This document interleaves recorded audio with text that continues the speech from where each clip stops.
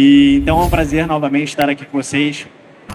E aqui nesse painel a gente vai trazer uma discussão, principalmente como a transição energética tem influenciado e impulsionado esses novos empreendedores, principalmente nessa pauta que tem ganho cada vez mais importância, né, a nível global. E eu queria trazer agora como uma pergunta inicial para esquentar, dar uma esquentada realmente aqui no painel. Um exercício mais ou menos de se imaginar no futuro. Então, como empreendedores que vocês representam hoje, né, nas empresas, essa visão primeiro, depois como uma visão de uma startup. Como é que vocês têm essa mesma visão, considerando o futuro de 2030 a 2050? Como é que vocês veem a empresa e como empreendedores, como é que vocês veriam esse mercado até 2030 e 2050? Obrigado, Pedro. Primeiro, quero agradecer a presença de todo mundo, agradecer aqui também a Roberta, aqui do lado. Vamos ter aqui um grande debate. Bom, colocando pelo ponto de vista de empreendedor dentro da empresa, no setor de energia, especialmente aí numa elétrica, um setor tradicionalmente regulado, de poucos players, né, em que as incumbentes têm aí uma tecnologia que, de modo geral, se você pensar comparativamente ao setor de telecomunicações, você pensar comparativamente ao setor de veículos, ou setor de varejo, né, você vê que é uma tecnologia do setor de energia, o setor elétrico, uma tecnologia que relativamente pouco mudou nesses últimos 100 anos. Mas a boa notícia, e aí esse ponto de vista como pensando, né, na cabeça de empreendedor dentro de uma empresa incumbente, é que a mudança tem sido muito exponencial nos últimos anos. Então, estamos agora em 2023, se a gente for pensar de 2015 ou 2016 para cá, o panorama dentro das empresas de energia tem mudado muito, e isso principalmente devido ao fenômeno da transição energética, né, que é o tema aqui do nosso painel. E que a gente vai falar um pouco mais, né, nas próximas perguntas, certamente. A gente vai debater um pouco melhor. E agora pensando, né, na letra B, né, como startup, né, como é que você se imagina, como é que você se enxerga nesse setor, né, Thiago? Eu, no caso. Bom, ser empreendedor startup no setor de energia não é uma tarefa fácil. Não que ser empreendedor startup em outros setores seja fácil, não é em nenhum. Eu costumo brincar, né? Eu tenho muitos colegas empreendedores, startups. Eu também tenho uma startup em outro setor que não cabe aqui detalhar. Eu digo assim, cara, se você quer ganhar dinheiro, se teu objetivo é ganhar dinheiro, procura fazer outra coisa. Vai fazer outra coisa, porque assim, empreender é para quem é valente, para quem quer transformar, para quem tem uma visão. Se seu objetivo é ganhar dinheiro, não pensa que fazer uma rodada Série A, que você vê nos noticiários, né? Empresa tal fez uma rodada Série A e agora está com valuation de 200 milhões. Né? Esse dinheiro não vai para o bolso de empreendedor nenhum. Isso é só no exit. E no setor de energia, um pouco mais difícil, porque é um setor tradicionalmente intensivo em capital, em que os ativos são fixos, em que os investimentos precisam ser feitos em coisas que demandam hardware, que demandam obra, demandam construção, um plano de mudança extenso. Então, pensando como startup no setor de energia, se for pensar no setor elétrico também, não é uma tarefa fácil. Valeu, Thiago. Eu tenho uma visão parecida também. Eu acho que as empresas, pensando numa empresa grande em 2030, 2050, ela vai ter que estar conectada com todas as inovações que aparecerem daqui até lá. Como o Thiago disse, né, não são inovações simples, né? Geralmente não é um software, não é um programa, não é uma inteligência artificial. Vai ser muito mais um equipamento, uma máquina nova, um processo industrial novo. E aí eu acho que para indústrias seria fomentar startups mesmo, fomentar essas inovações, porque a própria empresa não vai ter braço para conseguir pensar em todas as alternativas de descarbonização, né? Mas eu acho que no Brasil a gente tem um cenário muito propício. Então, pensando em transporte, a gente tem... E aqui a gente, eu acho que nem precisa se apegar muito ao elétrico. A gente tem o etanol, a gente tem biogás, a gente tem biodiesel. Para o elétrico, setor elétrico, eletricidade de uma fábrica, de uma indústria, a gente está muito bem encaminhado. E o térmico a gente também tem biomassa, biogás, biometano. Então acho que a gente tem um... E aí com a energia também a gente consegue ter o hidrogênio verde. Então acho que nenhum lugar no mundo a gente tem um portfólio de opções e possibilidades para conectar numa empresa, essa empresa ter todas as soluções verdes possíveis. E aí do lado do startup, é aquilo, são startups que naturalmente vão precisar um pouco mais de capital do que uma startup de tecnologia, que uma pessoa pode ter uma ideia e tendo habilidade em programação, ela senta num computador e consegue criar algo que pode ter várias utilidades. Para energia, isso já é difícil. Talvez um software para medir eficiência energética, melhorar um pouco a performance de equipamentos, mas tecnologias de fato novas vão passar por questões por indústria, né? Por tecnologia industrial, por desenho industrial, né? Então, eu acho que essa conexão entre as empresas grandes que têm capital para investir nisso e que precisam disso no longo prazo, investir nessas startups promissoras que vão ser os braços de desenvolvimento, e aí essa conjugação eu acho que diria que é necessária para a evolução do setor de energia. Não, perfeito. E como empreendedor eu sei realmente a dor que é de executar qualquer tarefa simples. Imagina um setor de energia que realmente demanda muito capital aí e de forma contínua, né? Então é preciso sempre estar inovando também, trazendo novas tecnologias, novas soluções. Então realmente eu sei como é desafiador, mas eu acho que o lado do empreendedor é muito esse lado também de acreditar, né? E buscar esses contatos, o networking, por exemplo, que a gente tem a oportunidade aqui também, é sempre essencial para a gente realmente motivar e seguir no caminho. E aproveitando exatamente aqui na segunda pergunta, de que forma vocês entendem exatamente a transição energética como esse impulso para esses novos empreendedores? Como é que vocês entendem que esse movimento tem transformado esses novos empreendedores, na visão de vocês? Bom, primeiro vamos conceituar aqui brevemente, né, a transição energética, um fenômeno relativamente recente, que é baseado hoje, né, se fala nos 4Ds. Então, digitalização, descentralização, descarbonização e democratização. Então, as oportunidades para os empreendedores vão vir certamente de um desses 4Ds. E aí, ao mesmo tempo, depois do Acordo de Paris, o mundo veio num movimento constante de se preparar para a redução de emissões. E aí, quando a gente fala do protocolo de redução de emissões de gases de efeito estufa, a gente fala dos escopos, do escopo 1, do escopo 2 e do escopo 3. Indo aí para o escopo 1, que são as emissões do próprio negócio da empresa, do escopo 2, que são as emissões adjacentes, e do escopo 3, que são aquelas emissões mais difíceis de medir, que são processos associados ou mais distantes, vamos dizer assim, de fornecedores ou mais distantes do negócio, né? Então, eu acho que oportunidades para essas startups ou para empreender em energia com sustentabilidade vão vir dessas oportunidades, dos 4Ds e desses escopos. E aí as formas de se fazer isso, nunca houve uma oportunidade tão grande. Toda transformação é um momento de grandes oportunidades. E o mundo já viveu isso. Nós vemos aí, por exemplo, a transformação da era do silício, né, na década de 80, com a introdução do computador pessoal, que transformou totalmente a indústria.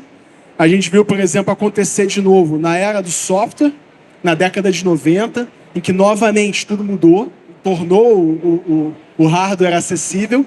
E depois, nos anos 2000, a gente teve até a questão da bolha das .com, em que vieram as eras das plataformas, em que houve um novo ciclo enorme de mudanças. Então, com essa possibilidade da digitalização, das mudanças dos processos industriais, a descarbonização vai estar mais acessível.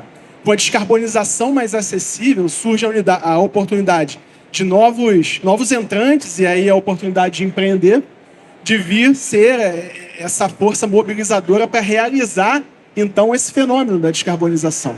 E da mesma forma como a gente tem a descarbonização, talvez, como protagonista, os outros suportes da digitalização que está aí, que você acabou de falar, que é um segmento talvez um pouco mais próximo, né? Menos capital intensivo, mais de suporte. Então a gente fala, por exemplo, do uso de inteligência artificial tradicional, machine learning, deep learning, inteligência artificial generativa, uso de sensores de IoT. Os sensores de IoT, por exemplo, nas linhas de transmissão, nas subestações, nos geradores, nos aerogeradores, nos painéis, nos transformadores, inundando de dados para que se possa fazer manutenções preditivas, reduzir o custo da energia, e isso tudo com a possibilidade aí de descentralizar. De repente eu vou falar um pouquinho disso mais adiante.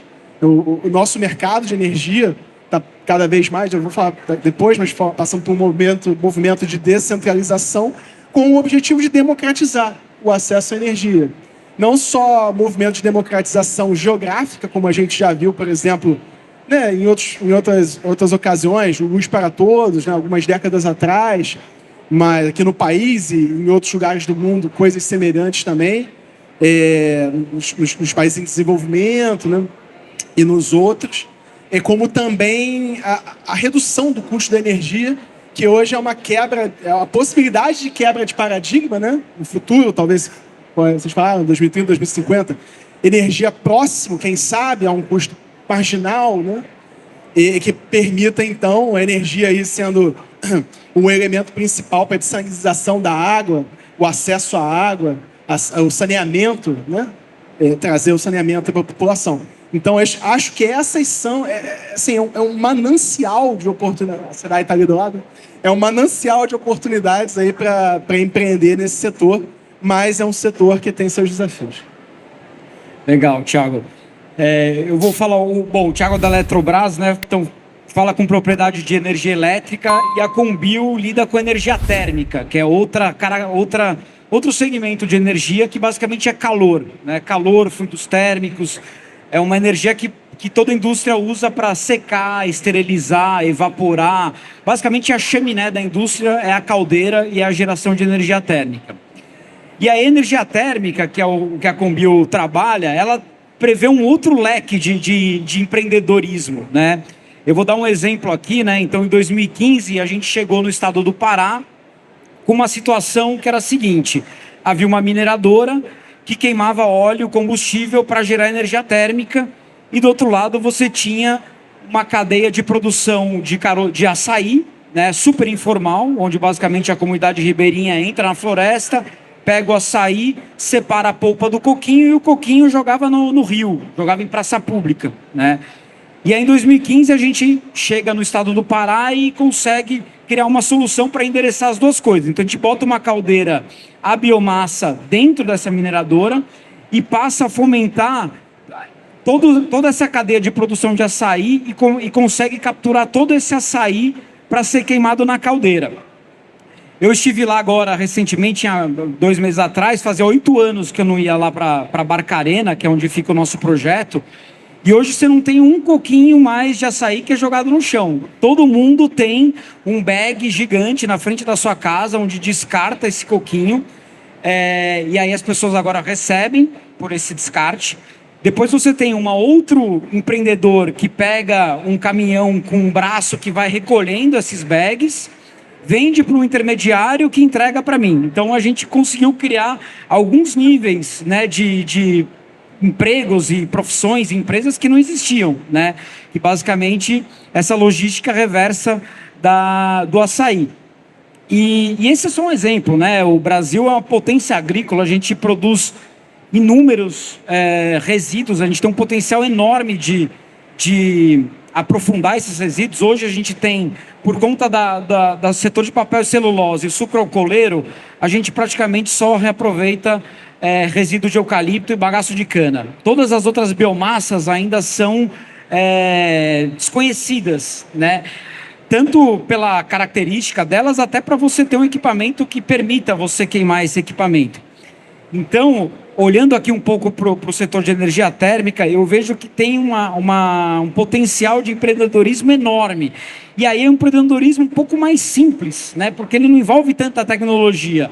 Envolve ideias, criatividade, soluções, de você pegar esse material, acondicionar, transportar e entregar para empresas como a Combil e outras, né, que estão surgindo aí, que vão conseguir usar esse material substituindo óleo ou gás, né? Então, eu gosto de dizer que a beleza do nosso negócio é justamente quando a gente combina a economia circular com a transição energética. Geralmente a gente resolve dois problemas numa tacada só. Não, e é fantástico, né, Roberto? Porque a gente estava comentando até antes de subir aqui no palco da circularidade realmente, do 360, né? Que você aproveita um insumo agrícola para gerar energia, né? E a partir disso você também gera novos insumos que podem ser usados novamente. Então, acho que isso também você começa a criar um ciclo de empreendedorismo justamente nessa jornada 360, né? Eu acho que isso é muito interessante, até para uma visão de que você atuar nesse mercado não necessariamente precisa ser uma mega empresa, né? Mas você começa com pequenas soluções, vai progredindo, mas você está contribuindo realmente com essa transição, que é a transição energética. Então, eu acho muito bacana você ter trazido esse ponto daqui.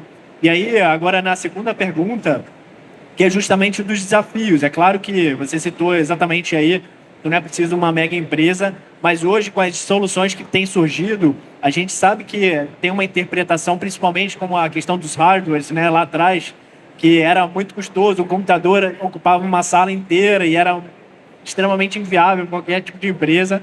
Depois foi reduzindo o custo. Da mesma forma, eu acredito que na transição energética a gente tem muitas tecnologias que ainda são muito caras. Inclusive, né, Thiago, eu fiz essa pergunta sobre hidrogênio ali, da questão da conversão do gás na conversão para energia, você falou que realmente é muito cara. E aí, então, eu queria entender exatamente como é que vocês entendem essas dificuldades atuais, seja por parte de legislação, por falta de incentivo, ou por, de repente, talvez essa falta de conexão entre startups, investidores e empresas. Então, eu queria entender exatamente quais são os diversos pontos que você entende como dificuldades e o que essas empresas, essas startups podem fazer para contornar essas questões, né? E, é claro, entendendo também que, por exemplo, citando novamente o hidrogênio, a previsão que daqui a 2030 também, olhando ali no longo prazo, ele venha a se reduzir em termos de custo, justamente por tudo isso que tem surgido aí, em termos de oferta também, de tecnologia, e a tendência é realmente reduzir, assim como aconteceu com o hardware, né? Mas então, queria entender mais ou menos que você, pode começar, Thiago, em termos de como é que você entende essas dificuldades, como é que você tem visto essas empresas solucionando essas questões. Legal, boa pergunta. Se remete um pouco ao início, né, que a gente falou do setor, que é um setor desafiador, etc. Bom, as startups, elas... assim, é um setor difícil, né? A vantagem é que o mercado está favorável. O mercado, hoje, né, 2023, o mercado está favorável em termos de acesso ao capital. Então, a gente tem um capital grande disponível. Qualquer um que esteja aqui presente pode olhar o noticiário e ver da liberação de recursos, né, nas grandes financiadoras, na FINEP, no BNDES. Hoje a gente tem capital disponível como nunca. Uma outra vantagem foi a mudança recente. Estou vendo aqui na plateia o meu colega William, lá da Chesf, da Eletrobras. Ele é especialista nisso, depois podem ir lá falar com ele. Das mudanças recentes no manual de P&D da ANEEL. O regramento de investimento em P&D e inovação da agência reguladora, ele foi modernizado agora, né? O manual novo, o próprio aqui, saiu assim, há poucos dias atrás, e a visão da agência reguladora agora é fomentar a inovação e o desenvolvimento do horizonte tecnológico em energia, no caso da ANEEL em elétrica, né? Da ANP em óleo e gás, petróleo, etc., tendo como força mobilizadora e propulsora a capacidade empreendedora, né? E aí muitos pensam na capacidade empreendedora do jovem. Não necessariamente, né? Não necessariamente do jovem, mas muito da união entre a academia, o meio empreendedor, as empresas, o acesso ao capital, né, e o governo, cada um fazendo seu papel. E isso é um pouco o alicerce, né, do programa lá do MIT, do Programa de Aceleração e Desenvolvimento Regional, MIT RIP, que criou aqui no Rio de Janeiro a Baía de Energia, né, o Rio Energy Bay, que vai ser um ecossistema de inovação, energia e sustentabilidade de classe mundial, né? Já né? Já somos o maior da América Latina e vamos ser seguramente, já somos ou vamos ser muito em breve um dos 3 do mundo, inclusive com o MIT fazendo o evento mundial, o Energy Summit, um evento global, assim como o Web Summit, o Energy Summit aqui no Rio ano que vem. Então a gente tem essas vantagens desse ecossistema que está sendo criado. A gente tem a vantagem do acesso ao capital, muito impulsionado pela necessidade do governo de investir, acelerar a economia. Nós temos aí a vantagem das empresas estarem mais modernas e mais desejosas de colaborar com startups, como o Roberto aqui falou. Isso por uma necessidade de negócio, da abertura do mercado, que eu não cheguei a falar, mas de repente eu vou falar na próxima pergunta. Então, um momento favorável. Várias das empresas, né, a Eletrobras, a Vibra, a Petrobras, também há bastante tempo, tem programas abertos para receber propostas, a solução de desafios, outros programas de conexão com universidades. Não sei como é que são as perguntas, mas depois eu posso detalhar o Innovation Grid da Eletrobras, com o programa Spark, etc. E não é assim o privilégio dessas empresas, outras também têm. Então, os empreendedores, né, retomando bem ao cerne do que você perguntou, trazendo aqui para a gente, devem procurar esses programas de fomento, de aceleração, de acesso ao capital. Acessar capital não é simples, mas está mais simples do que nunca. Mas continua não sendo simples. Toda a parte de proposta, de redação da proposta, de planejamento financeiro, planejamento das entregas, a geração de evidências é feito com seriedade e rigor, porque no caso do capital que vem do Fundo Nacional de Desenvolvimento Científico e Tecnológico, governamental, é um dinheiro que é do povo, né, que vem das contribuições que estão nas tarifas de energia, né, não só de energia, mas de telecomunicações, são os fundos setoriais. Mas a gente vê bons casos de sucesso. Estou olhando ali para a minha esquerda, estou vendo a EasyVolt. A EasyVolt está ali, ela foi acelerada lá pela Vibra, né, e foi co-investida pela Vibra. Então esse movimento está acontecendo e o Rio de Janeiro hoje, aqui no Brasil, ele é, de fato, o principal agente, é o protagonista desse movimento no setor. Depois eu vou falar um pouquinho mais dos desafios. Valeu, Thiago. Eu acho que um pouco da trajetória aqui da Conbio, né? Então a Conbio é uma empresa que tem 15 anos e dá para dizer que há 10 anos a gente ainda tinha o rótulo de startup, né? Com certeza. E eu acho que dois obstáculos que a gente enfrentou muito, né? Dois grandes desafios, era a questão realmente de captação de dinheiro. Então a gente nunca pegou um empréstimo mais barato que outro por ter uma solução renovável, né, uma solução de transição energética. Enfim, aproveitamos ali Finame barato, né, em 2015, mas era qualquer empresa podia acessar, né, não era uma exclusividade nossa. E a outra coisa também é a questão tributária. A gente nunca deixou de pagar, nunca teve uma isenção de imposto por ter a atividade que a gente tem, né? E a gente, enfim, essa era a realidade, a gente seguiu e agora cá estamos, né? Uma empresa que hoje, ainda bem, a gente não depende, né, nem de subsídios financeiros, nem do governo, nem de, talvez, de captação de capital. Mas pensando em outras empresas, isso é um pouco que me preocupa, porque às vezes as soluções de transição energética, elas não são tão disruptivas assim, elas não são mega tecnológicas. E aí, quando você vai apresentar, por exemplo, um FINEP ou para um outro órgão de desenvolvimento, ele não entende aquilo como uma inovação. Mas, às vezes, é uma inovação sutil, uma forma diferente de fazer, mas que na ponta vai ter um baita impacto, que é um pouco essa questão do açaí, que eu trouxe aqui esse exemplo, né? Queimar o açaí para gerar energia não parece tão disruptivo assim. Mas o impacto que ele traz ali naquele meio, né, deveria ser considerado, ainda mais se a gente bota na ponta do lápis quantas toneladas de CO2 a gente reduziu, né?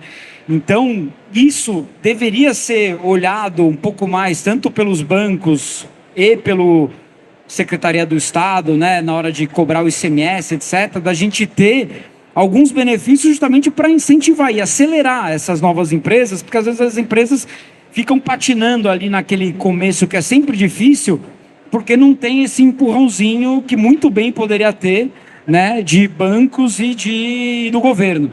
Né? Então, acho que esse é o principal desafio que eu vejo aqui para para a gente ter uma onda empreendedora que, de novo, às vezes pode não ser mega disruptiva, mas ela é super eficiente na transição energética.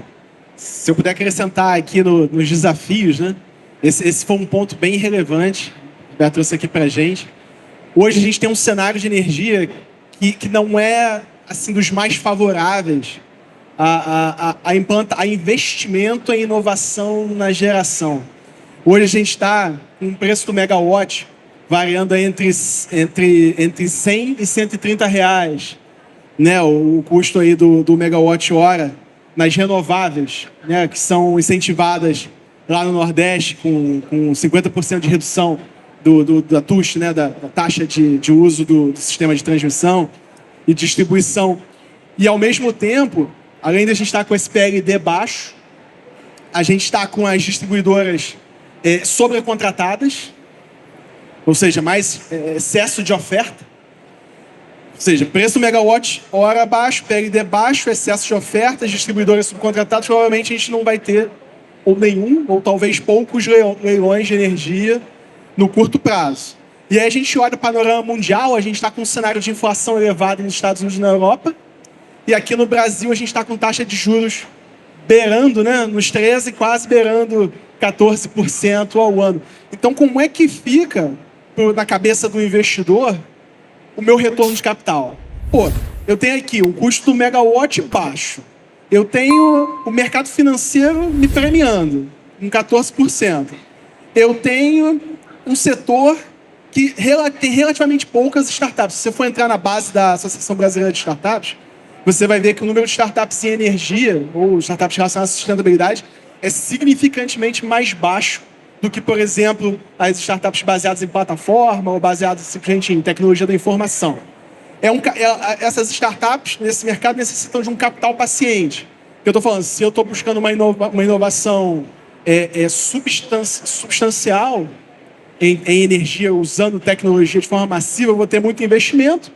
Eu tenho um mercado que é lento de adoção, eu tenho as empresas que são incumbentes e que são baseadas em ativos intensos, que também demoram a... É só pensar. Vamos pensar aqui a Eletrobras, milhares de quilômetros de linhas de transmissão. Então eu quero implantar um sistema autônomo de inspeção de linha. Pô, quanto tempo eu vou levar para implantar qualquer tipo de objeto autônomo, veículo, quer que seja, em milhares de quilômetros? Então, assim, um capital paciente leva muito tempo. Então, assim, é desafiador por esse lado. Isso é um desafio muito grande que está aí, mas que equilibra, como eu falei, com aquelas oportunidades.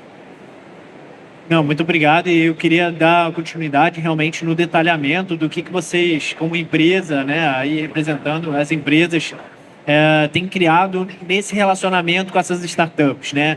E aí, Thiago, você principalmente pelo seu perfil ali, você tem esse relacionamento desde muito tempo, né, com as startups, com inovação. Então, eu queria que você trouxesse um pouco mais de detalhes também sobre esses programas, né, que você participa. Legal. É interessante destacar que, assim, muito do que eu vou falar aqui, eu vou falar especificamente da minha empresa, né? Mas as outras empresas têm coisas muito parecidas, tá? Então é uma coisa legal que se tiver um empreendedor aqui na plateia, pô, que negócio legal, também tem outras oportunidades, né? Eu falo isso porque, assim, em prol do mercado, né? Então, falando, né? Bom, a gente teve, nesses últimos anos, 3 edições de uma Olimpíada Nacional de Inovação e Energia, que virou até benchmark. A gente fez 2020, 2021, 2022. Esse ano a gente teve reestruturação, este ano não fez, mas que serviu, inclusive, para a ANEEL anunciar a sua Olimpíada de Inovação em Energia, né? Isso foi muito bom. E nesse âmbito a gente trouxe centenas de empreendedores.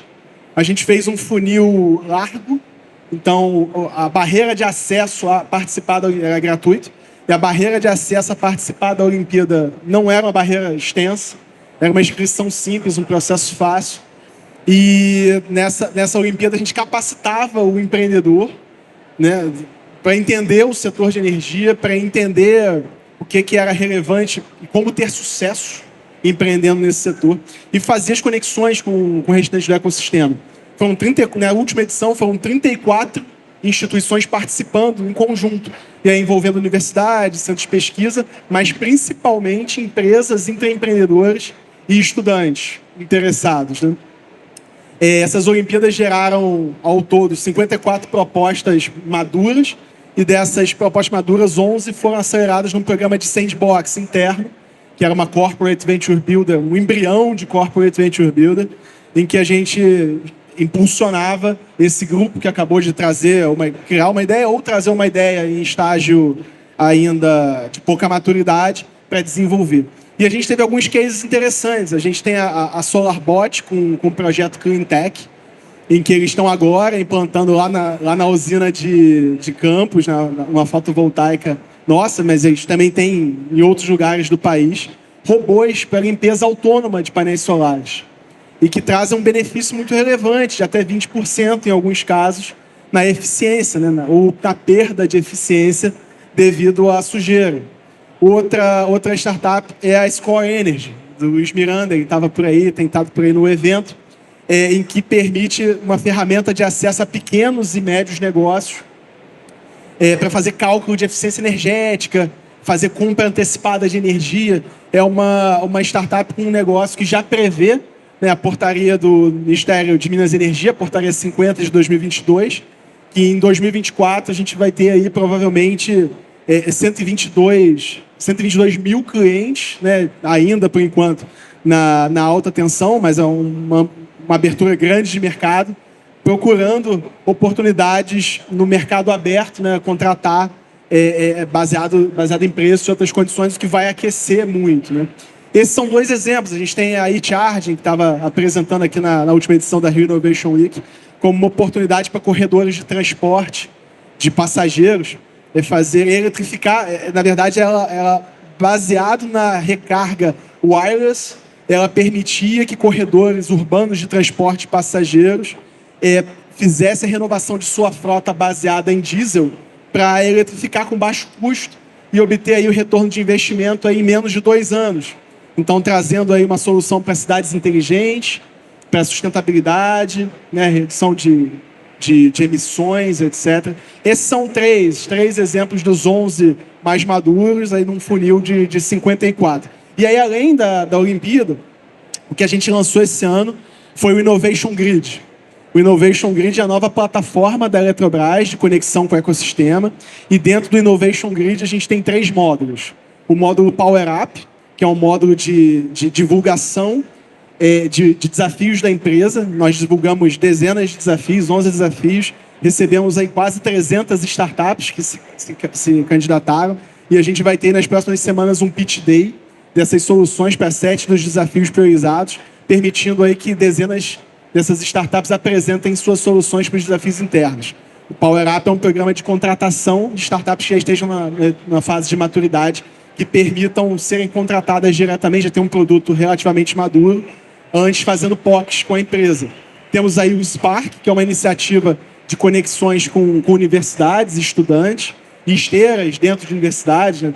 Existem grupos, né, de alunos, empresas juniores, etc., para que possam dar uma nova perspectiva a desafios que não conseguiram ser atendidos por soluções já disponíveis no mercado. E o Tech Partnerships, que é focado em Deep Techs, ou seja, esses negócios que demandam um desenvolvimento tecnológico de fronteira, com mais investimento, que precisa da conexão de um centro um ICT, um instituto científico, uma coisa mais de longo prazo, conecta com um P&D, ou é acelerado ou é financiado através de um P&D, para desenvolver tecnologias na fronteira. Então, o Innovation Grid é essa nossa nova plataforma da Eletrobras de conexão, por enquanto, com esses 3 módulos, e em breve com outros que estão aí por vir. Obrigado.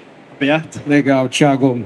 O setor de energia, né, tanto elétrica como térmica, ele consegue fomentar inúmeras outras inovações que não são propriamente relacionadas à questão de gerar energia, né? Eu acho que isso que é legal. Quando a gente olha para a agenda dos ODS, né, eu acho que o ODS 7, que é energia limpa, né, que vai tratar da transição energética, ele está muito vinculado com o ODS 9, que é inovação na indústria, né? Aliás, para a gente atingir toda a transição energética necessária, a gente ainda depende de tecnologias que não foram inventadas, né? Então, eu vejo essa combinação do ODS 7 com 9 muito importante para esse avanço da tecnologia nas indústrias. E aí, No caso da Combio, a gente tem alguns exemplos, né? E aí, novamente, são startups que a gente investiu ou inovações que a gente trouxe que não são exatamente para gerar energia elétrica, mas que ajudam a gente a gerar energia térmica, melhor dizendo, de uma forma mais eficiente. Uma delas é a instalação de basicamente um machine learning nas nossas caldeiras, né? Então, é um robô que vai observar como o operador opera a caldeira durante 30 dias e aí ele entende tudo o que acontece e qual que é a resposta do operador. E aí, em 30 dias, ele entende, basicamente, quando acontece, o operador faz aquilo e aí ele consegue fazer aquilo numa velocidade muito mais rápida. Porque às vezes acontece alguma variação de pressão ou de temperatura e o cara está no banheiro ou está na parte de fora. E ele demora um tempo para sentar, ver que teve a variação do parâmetro e ajustar.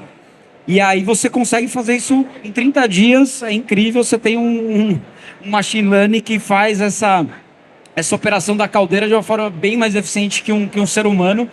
Mas você continua tendo um ser humano ali para ele observar aquilo. Mas ainda bem, né? Mas é incrível. E aí, olhando também para a parte de campo, quando a gente vai trazer a biomassa do campo, a gente tem várias também tecnologias, porque a biomassa é um material a granel, né? Então, é difícil saber quanto é que pesa, qual que é a metragem cúbica, qual que é a umidade. É um material difícil de fazer contagem em estoque. Lá na Combio, por exemplo, quem trabalha em almoxarifado, né, que trabalha na controladoria, sofre muito com o fechamento de estoque de biomassa, porque é produto a granel. Produto a granel, de fato, é bem difícil.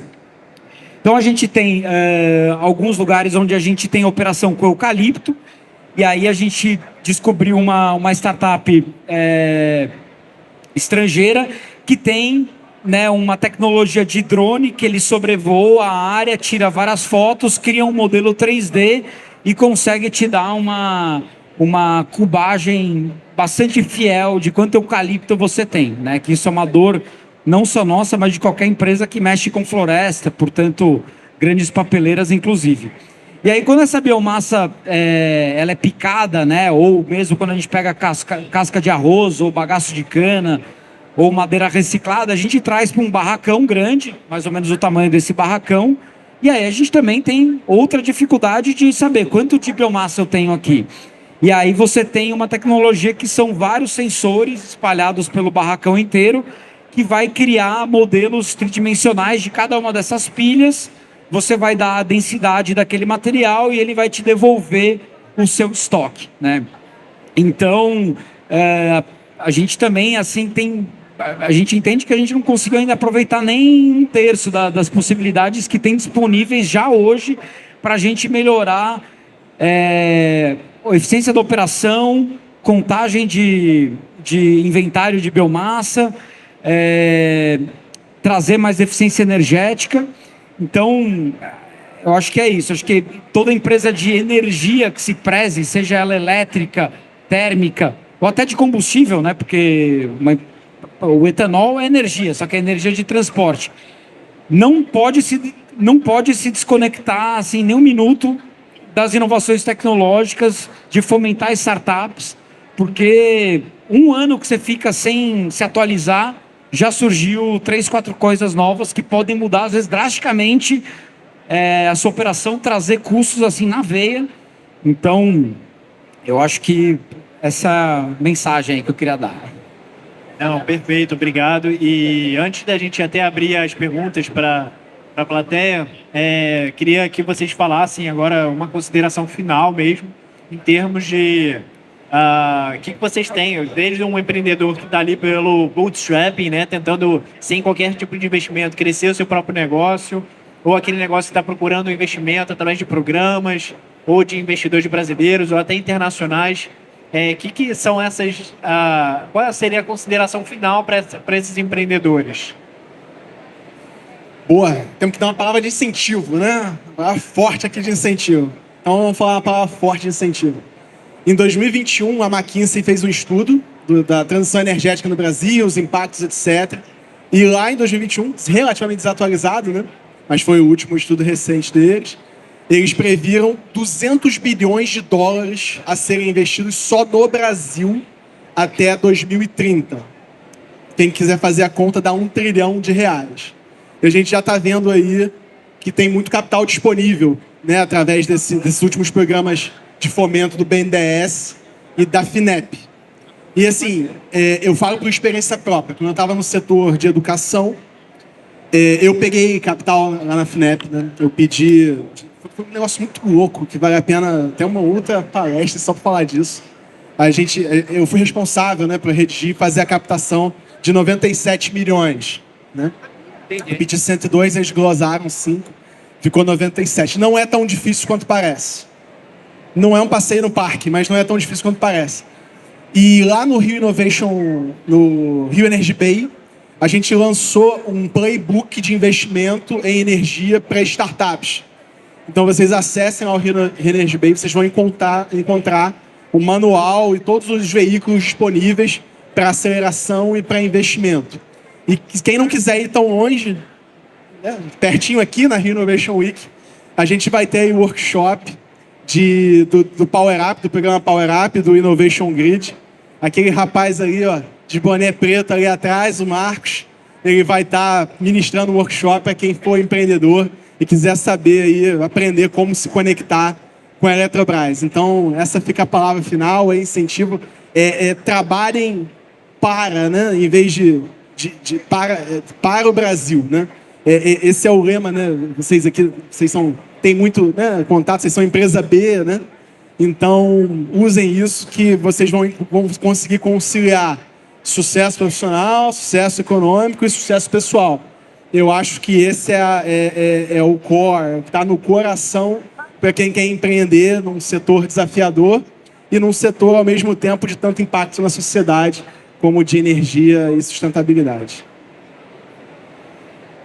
Bom, eu vou finalizar aqui falando um pouco de economia circular, né? Eu acho que, principalmente olhando para a parte de energia térmica, tem muita possibilidade de economia circular para ser conectada com transição energética. E eu vejo que de todas as frentes, talvez seja aqui hoje e seja mais subvalorizada. Então, né, falei um pouco de resíduos, né? Bagaço de cana, resíduo de eucalipto, a gente usa muito. Mas hoje a gente ainda não usa palha de cana, resíduo de milho, resíduo de coco, de soja. A gente usa um pouco de arroz, a gente usa algum pomar, né? Erradicações de pomar a gente usa, mas eu vejo que a gente tem uma quantidade de resíduo enorme para ser utilizada, né? Isso sem falar quando a gente vai falar do resíduo urbano, porque aí a gente tem o material que vai para aterro, e esse material que vai para aterro você pode pegar a madeira dele e também já queimar. Você pode fazer o biogás e o biometano e depois você gera o CDR, que é o combustível derivado de resíduo, que é um material que também serve aí como transição energética, embora ele tenha na composição dele um pouco de plástico, mas ele é um material que já foi produzido, né? E em vez de você incinerar ele e jogar para a atmosfera direto, é melhor você incinerar ele dentro de um equipamento onde você vai substituir o combustível fóssil. E a gente também tem o RSU, que é o resíduo sólido urbano, que você também tem um outro potencial enorme aí de extração de energia. E aí, quando a gente olha para essa cadeia do resíduo urbano, a gente consegue também ir para um empreendedorismo até mais periférico, que pode ser muito mais inclusivo, e que deveria ser mais inclusivo, né? Então, integrar comunidades de catadores, né, pessoas que tenham atividades relacionadas a lixão e outras coisas, e a gente conseguir enxergar o valor, e aí eu digo o valor econômico e energético, porque de fato tem, nesse processo de transição energética. Vejo muitas iniciativas interessantes, né? A Horizon é uma parceira nossa que tem produzido esse combustível a partir do aterro, mas perto do potencial que a gente tem e perto do volume de resíduo que a gente tem, eu acho que a gente ainda está engatinhando. Então, eu acho que aí tem um campo assim muito fértil de empreendedorismo que vai vir, de fato, através do reaproveitamento, reutilização e reuso, que aí é o ODS 12, né, da agenda dos ODS, que é o que vai tratar justamente disso. Então, eu acho que de tudo que o Brasil tem de potencial, e eu acredito que o Brasil tenha o potencial literalmente completo, né? Passando pela energia elétrica, energia térmica, combustíveis, reflorestamento, regeneração, fixação de carbono no solo. Essa parte de economia circular a gente tem um potencial igualmente grande, mas ele eu acho que ainda é o mais subaproveitado. Talvez porque seja lixo, né? E todo mundo, né? A gente gosta de achar que a gente pode jogar fora o lixo, né? Mas jogar fora da onde, né? Jogar fora do nosso campo de visão, só se for, né? Porque não dá para jogar fora, então temos que reaproveitar e transformar ele em energia. É um caminho super viável e cada vez mais empresas estão demonstrando que isso é possível. E é tanto potencial que a gente nem falou do hidrogênio, que é outro potencial enorme. Assim, podia ser aqui uma outra palestra só para falar do mercado adjacente, as oportunidades de hidrogênio para exportação. Você tangenciou bem lá no início. Né? Não, pois é, muito obrigado. E pelo que o pessoal me orientou, só uma perguntinha bem rápida. Se alguém tiver, até alguém da equipe, se puder passar o microfone para quem tiver. Quem tem uma pergunta, levanta a mão. A palestra foi bem explicada, então, né? Então, vou fazer uma última pergunta aqui, já que todo mundo ficou tímido de perguntar.